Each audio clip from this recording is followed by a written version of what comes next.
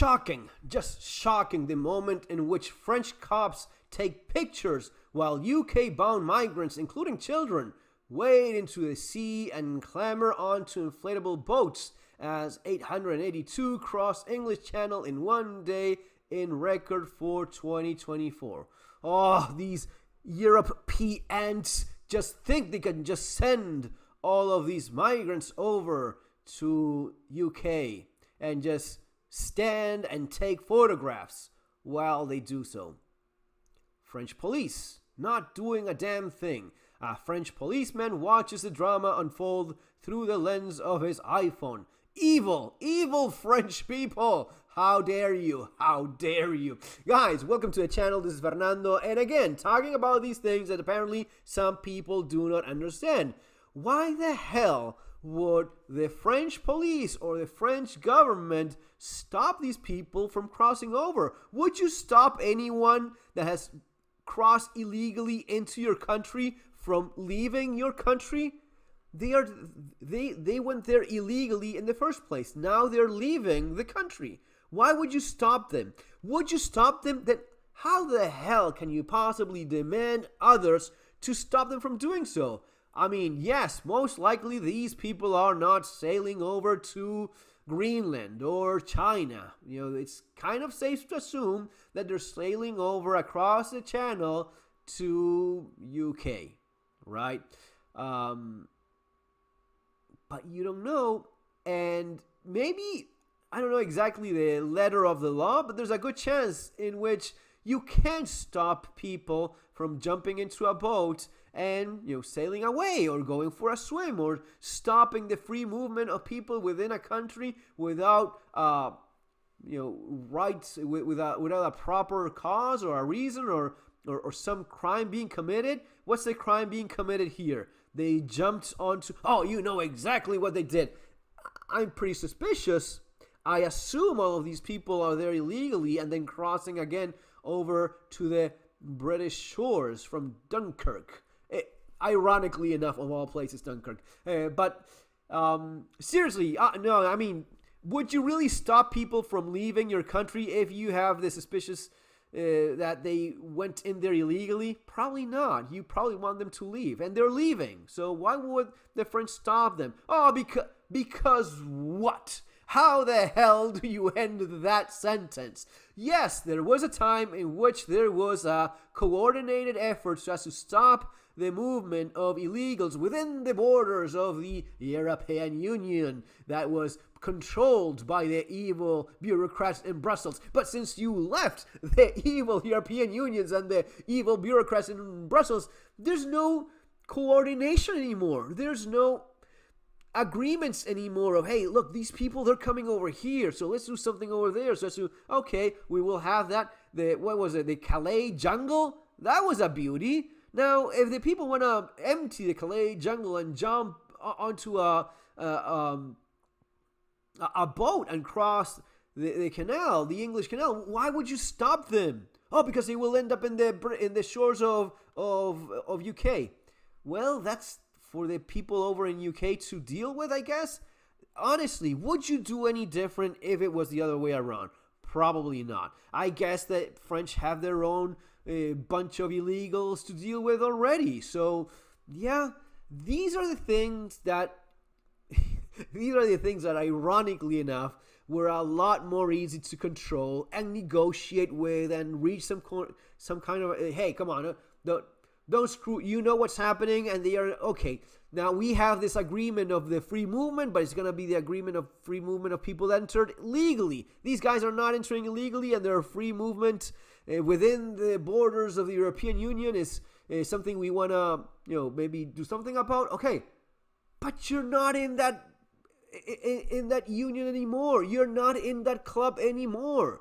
The same reason why people cross over from, let's say, from going from Mexico to the United States. Why the hell would Mexican authorities do anything about that? Well, at times they kind of do a thing or two about it when they receive enough pressure from the United States. But there's no disparity of force in this case. The European Union is a much larger bloc in terms of economy and leverage. not the same thing as Mexico and the United States. So there is no bargaining power here. There's no leverage you can pull to say, hey, watch it, France. Make sure these guys don't come over to my country from your shores. It is a different country. It is water. They're going through what is like international waters until they reach the coast of UK. Well, that's not their problem. So they just take a picture and they see that they go away.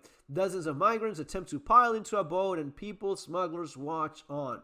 I mean, you could say that they're suspicious of they're smuggling children, they're smuggling people. Okay, based on what? Are we going to stop them just based on the color of their skin? That would be super...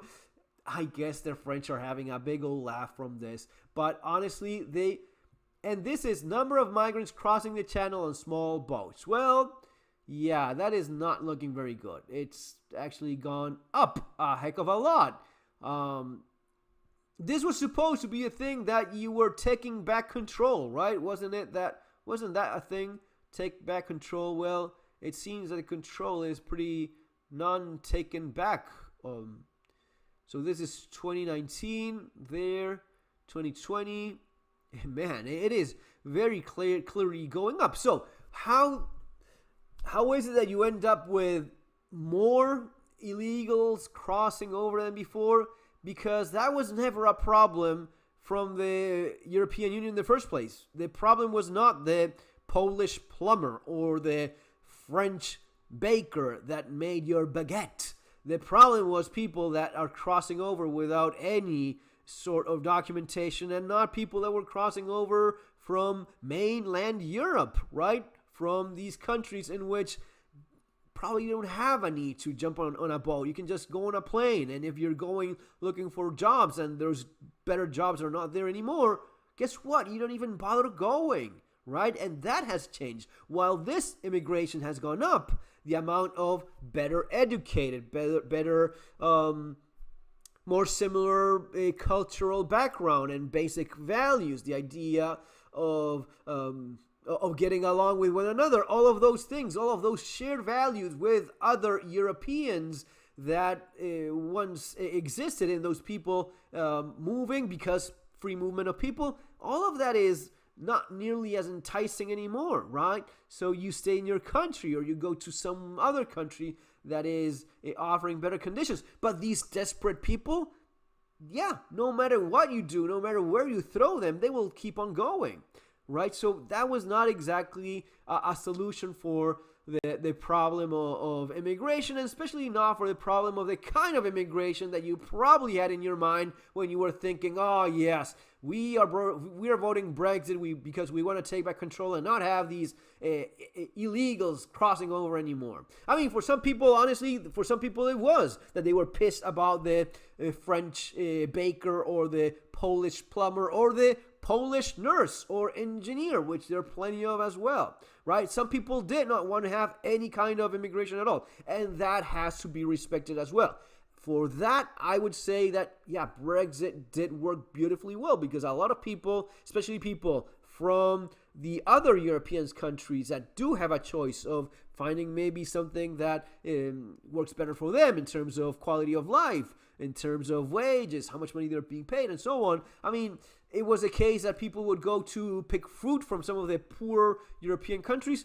Not the case anymore. It's just not worth it. So you have to leave fruit rot there on the ground. Well, again, if that is what you wanted and that's exactly what you got, then, I mean, I guess, everything is okay. You got exactly what you were voting for. Now, if you were voting so as to stop these people from crossing over in a boat from God knows where, that was a stupid idea from the start. It was obvious that having no cooperation, no bargaining chip anymore with your fellow members of the European Union club, it was very clear that it would just go like as they did. Guys, see you next time, and remember that if you want to prepare and learn more about survival and preparedness, you have street survival skills as well as surviving the economic collapse, books that are very much needed given the world in which we are. See you next time.